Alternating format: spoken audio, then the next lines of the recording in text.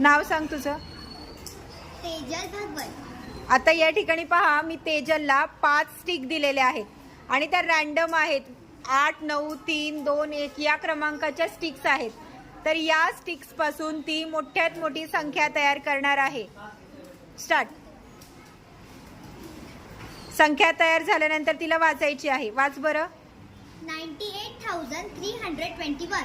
98,321. Very good. मराठीतूनच आपण काय म्हणणार त्याला? 98,321. Very good. आता याच नंबर पासून लहानात लहान संख्या तयार कर बरं.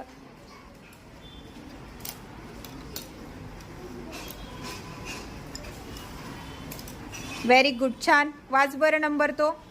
12,389. 12,389. 12,389. Very good.